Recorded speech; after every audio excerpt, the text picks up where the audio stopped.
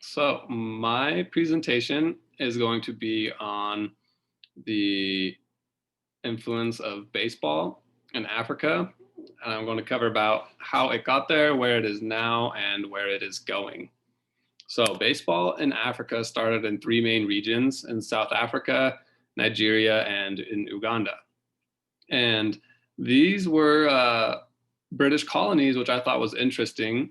But it makes sense that that's where baseball would go because those are areas that spoke English that would have had closer ties with the United States, which is where it mainly came from into Africa.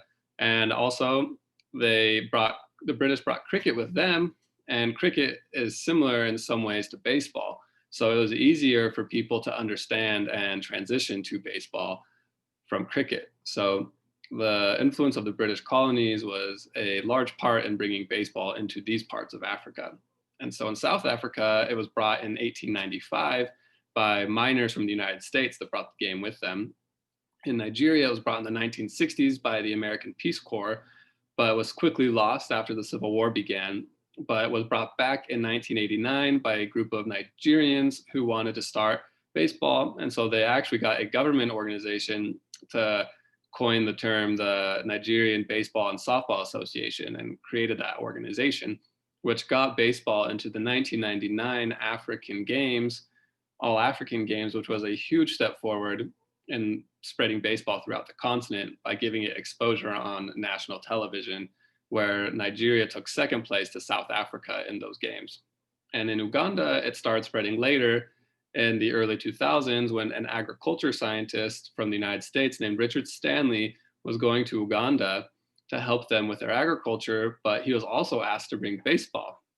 And so he brought the seeds to start baseball in Africa with him. He actually was backed by the Little League organization in the United States to set up a Little League in Uganda, which was much more than what they were asking for, which was initially just gear so they could play. But he actually brought a league with him. And so the Little League in Uganda has been a huge step forward in spreading the sport because the young people are the ones wanting to play. And this is an African team from Uganda that made it to the Little League World Series in Williamsport, Pennsylvania in 2012, which was a big step forward for the sport of baseball in Africa because that brought much exposure, especially in Uganda. And the season after this, instead of only having a few dozen teams and kids try out and having a few dozen kids try out, they had thousands of kids try out. And that spread the sport to all parts of Uganda. And they actually started a softball little league with the softball little league in Uganda, making it to the Portland, Oregon 2015 Little League World Series for softball. And so now they have both sports going and the young people are loving it there.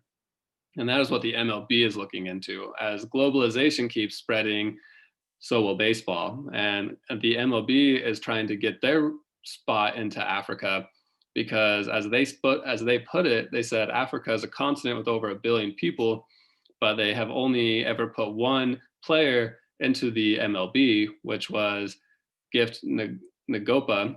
And he is from South Africa, which is where their baseball hub is, but he is also of tribal descent.